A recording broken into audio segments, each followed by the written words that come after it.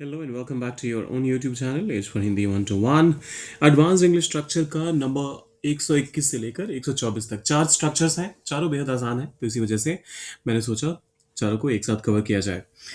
अगर कुछ वैसा कॉम्प्लिकेटेड सा आएगा तो फिर उस केस में हम एक एक करके कवर किया करेंगे, लेकिन ऐसे वाले केसेस में जहाँ पर आसान हो और आपको समझना भी आसान रहेगा, तो वैसे वाले केसेस में मैं कोशिश करूंगा कि तीन चार को एक साथ कवर कर लिया जाए। तो पहला जो स्ट्रक्चर है, हमें सॉरी इस कमरे की सफाई की ज़रूरत है, तुम्हारी कार को मरम्मत की ज़रूरत है। तो ऐसे में आपने क्या करना है, सबसे पहले जो भी जिस चीज़ की भी ज़रूरत है उसको उसको लिख लीजिए। फिर उसके बाद लिखिए नीड, और फिर उसके बाद लिखिए वर्ब का आईएनजी फॉर्म। अब इस्तेमाल कैसे करते हैं, फटाफट से वो देख लीजिए। इस कमरे को सफाई की ज़रूरत है। दिस रूम, इस कमरे को के लिए आप दिस रूम का इस्तेमाल कर लीजिए। ज़रूरत है, नीड्स, एक रूम की बात हो रही है तो आप नीड्स का इस्तेमाल करेंगे, और सफाई के लिए आप क्लीनिंग का इस्तेमाल कर दीजिए। है ना आसान? This room needs cleaning. इसी पैटर्न पे ये दूसरा वाला भी है, तुम्हारी कार को मरम्मत की ज़रूरत है। Your car needs repairing. Your car needs repair अगर आप कहते हैं तो वो भी चलेगा। तो यहां पर वर्ब का आईएनजी फॉर्म या फिर नाउन दोनों ही करेक्ट हैं।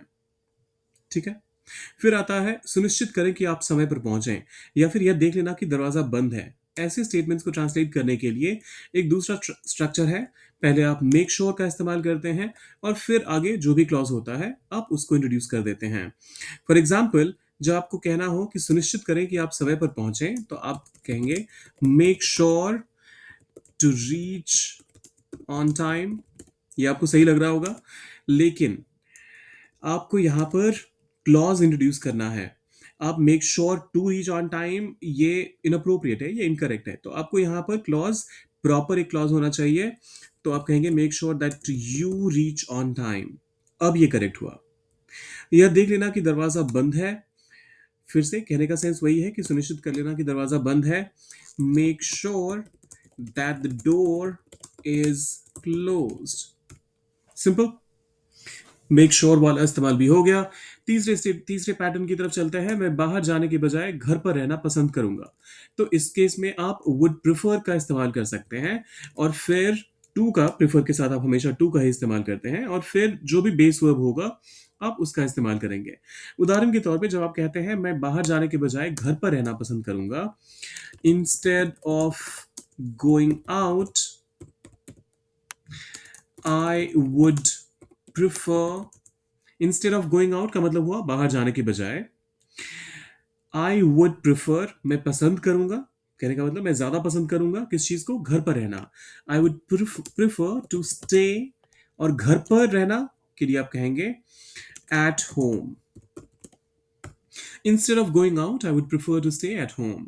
Instead of going out I would prefer to stay at home. इसको प्रेफर मत बोलिएगा, वो इनकरेक्ट प्रोनाउंसिएशन है, आपको प्रिफर बोलना है। फिर आता है वह चाय के बजाय कॉफी पीना पसंद करेगी।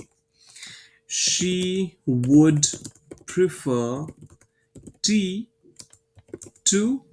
अब देखिए यहां पर अ, इसको दो तरीके से आप बना सकते हैं। अगर आप यहां पर सीधा सीधा ये कह देते हैं she would prefer tea to coffee, तो ये भी सही है।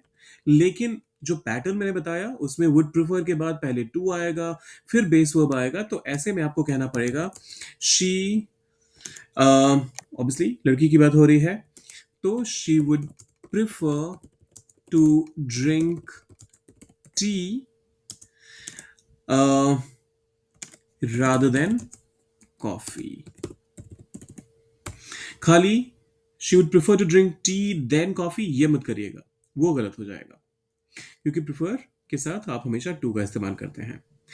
फिर आता है चौथा स्ट्रक्चर, ये आखिरी वाला है आज के वीडियो के लिए, जिसमें आपको कहना है कि आप खुद कोई काम नहीं करते हैं, आप किसी और से कोई काम करवाते हैं। तो ऐसे में आप मेक का इस्तेमाल एक कॉजेटिव वर्ब के तौर पे करेंगे, और पूरा का पूरा सेंटेंस आसान हो जाएगा। उसने मुझे जबरदस्ती वहां जाने पर मजबूर किया। उसने ही मजबूर किया। फोर्स्ड मी, उसने मुझे मजबूर किया।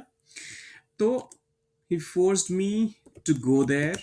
एक तरीका तो ये हो सकता है, लेकिन आप यहां मेक समवन और उसके बाद फिर बेस वर्ब का इस्तेमाल करने की बात कर रहे थे, तो उस पैटर्न पर डालकर अगर आपको बनाना हो तो आप कहेंगे ही मेड मी, अरे ही मेड मी, और जाने पर गो देर, कैसे, जबरदस्ती, तो आप इसके लिए कहेंगे forcefully. He made me go there forcefully. शिक्षक ने हमें पूरी कविता याद करवाया या याद करवाई। The teacher the teacher made हमें अस, याद करवाने के लिए आप रिमेंबर या फिर मेमोराइज का इस्तेमाल कर सकते हैं। मेमोराइज एक ज्यादा अप्रोप्रिएट वर्ड रहेगा इस केस में। सो मेमोराइज पूरी कविता, द होल पोएम।